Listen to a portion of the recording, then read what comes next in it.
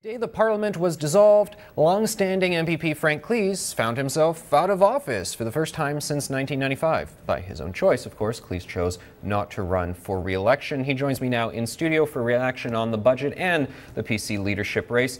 Well, Frank, you were in office right when May 1st budget was tabled. You had a look at that budget. Pretty much similar budget now. What do you make of the whole process? Are you surprised that they put forward almost the same document, 97% or so? And what do you make of it? Yeah, I'm not surprised. I don't think anyone in the province could be surprised. I mean, it was very clear throughout the entire election campaign that the Liberals were running on that budget. They took the risk of doing that. The people right across the province heard that, and they made their choice. And now Ontario taxpayers are going to be paying the piper. All of the promises that were there in that budget cost a great deal of money. This budget reaffirmed that now there's a $310 billion debt. The Ministry of Interest is probably one of the largest ministries now in the province. That means that there are literally billions of dollars going into debt, and that debt is now increasing, as we know, every year by the amount of the deficit every year. So Ontarians have made their choice. They have this government now for 4 years. There are going to be serious consequences. I'm concerned, as my colleagues are in the official opposition, about the implications for the average citizen out there and what it's going to mean to them to be able to make ends meet every single month of this year. Lisa MacLeod was just saying that two major increases that regular folks are going to see, Ontario Pension Plan and the aviation fuel tax, were things that weren't really discussed about and then arguably voted on in the election. I think we can debate whether that applies to one or not the other, but we had an Abacus data poll during the campaign that showed that most of the people who supported the budget had not actually read the budget, suggesting that support for the Liberal budget was low information voter support. Do you think that the citizens of Ontario are aware of the financial choices that they've made? I would say categorically not. And as is typical, when the Liberals talked about this pension plan that they were going to give people, there was no discussion about what the cost of that is going to be, either to the individual employee or especially to businesses in this province. In fact, at an all-candidates meeting in Newmarket, Aurora, the question was asked to the Liberal candidate, now the member for Newmarket, Aurora, what is the cost going to be to businesses? He couldn't answer the question. And so if the candidates didn't know what the cost of this is going to be, how do we expect that the people in this province would know the cost? You know, I think what happens and what is happening in our province today is that the electorate is conducting themselves as though they were consumers rather than citizens. They want as much as they can get for, in their mind, as little as they can get it for in the shortest amount of time.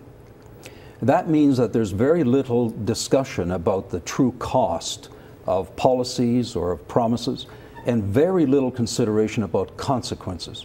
And so as a result of that, once again, Ontarians have bought into a program, have bought into promises, and what they will find out, I can tell you this, what they'll find out over the next few months is that the warnings that were given by Conservatives in this province are going to come home to roost. This government will have to cut. They will have to cut jobs. They will have to cut back on spending. They will be forced to. But they've got 4 years now of majority government, nothing anyone can do, and I'm hoping that at least the Premier of this province and the Cabinet will come to their senses and say, look, regardless of the promises we've made, we cannot do this to the people of this province. And they'll, at the end of the day, have to account to the people of Ontario for not delivering on the provinces because we can't afford to. That's the reality.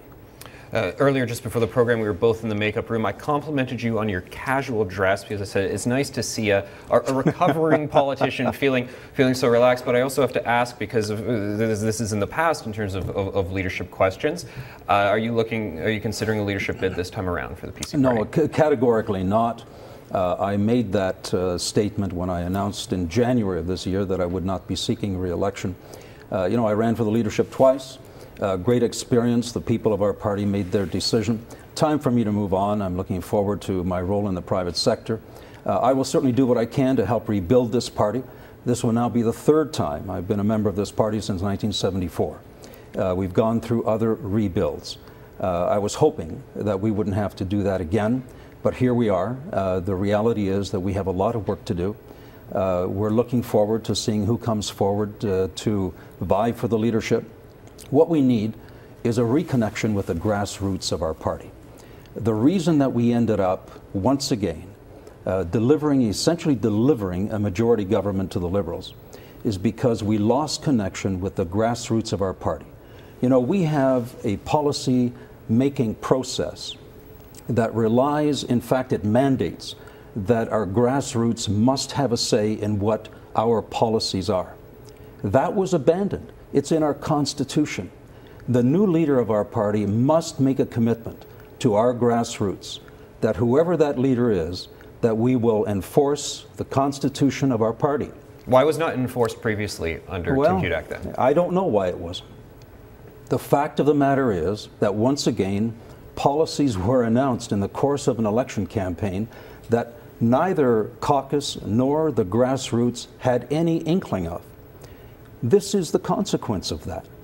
And what we have to do now is reconnect, get back to our grassroots, get back to the principles and the values that define us as progressive conservatives. And you know, when we do that, the vast majority of people in this province will identify with those values because it's all about social responsibility and fiscal responsibility in balance. And a government that delivers on that balance, I believe, is going to have an overwhelming support from the people in this province. Frank Lees, thanks very much for your time. Thanks for having me.